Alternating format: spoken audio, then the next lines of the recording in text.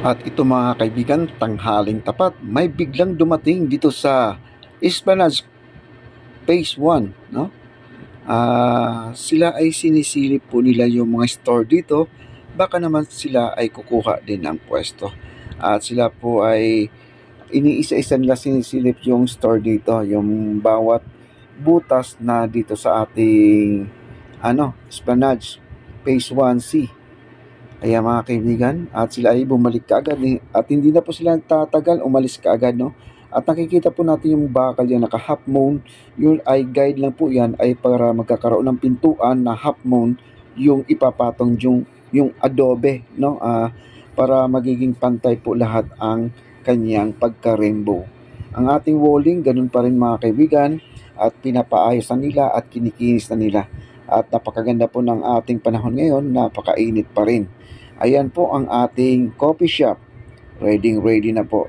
At iniisa-isa na po nila na nilalagyan ng mga maliliit na wrap para naman maikakabit nila yung kung anong gusto ng client o tenant dito sa ating Esplanade. Ayan po ang ating entrance. Napakaganda. Kala po kayo ay nasa Fort Bonifacio. Ayan po ang labas at puro tabing pa ng sako dahil hindi pa po tapos yung kabila, aayusin pa nila yan. At dito sa ating harapan ay napakaganda. Ayan po, nakikita po natin yung adobe na sa gilid at inumpisahan na po nila, pinagpapatong-patong yan hanggang doon sa dulo. Ayan po, at i-close up po natin, no? Ayan. Para uniform lahat ng mga pintuan. Pati yung pagka-rainbow niya, yung pagka-half moon niya, ay pantay-pantay. Ayan si Kuya, tirik ang araw, welding pa more. At sila ay naglalagay ng liner, no, doon sa gilid ng ating sa mga cast na yan. Yan. Ayan mo, yun yung nilalagay nila, oh, para maganda tingnan po yan, no? Wow.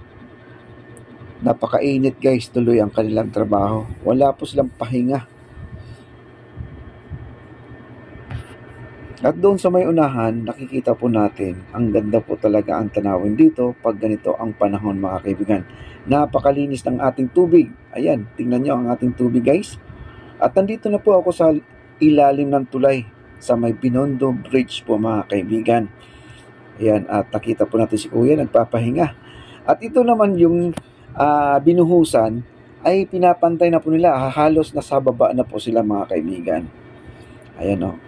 Kaya lang parang nilalagarin nila para magpantay at magsiksik at yung tawag ito, maiwasan yung magkakaroon ng butas-butas. Ayan guys. Napakabilis po nila magtatrabaho dito guys.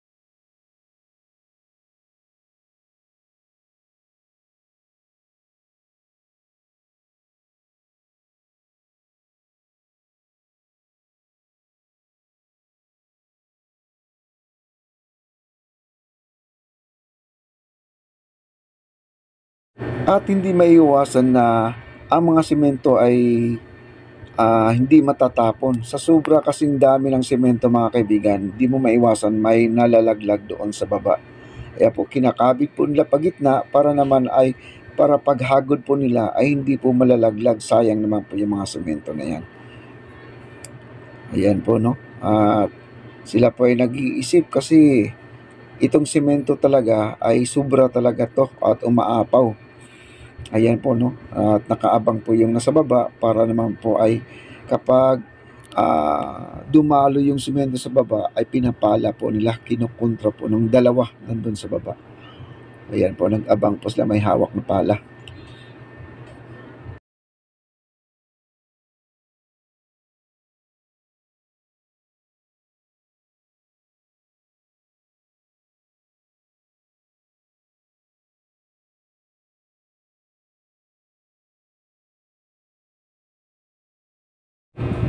Alright guys, huwag niyong kakalimutan mag-subscribe at pindutin ang ating notification bell.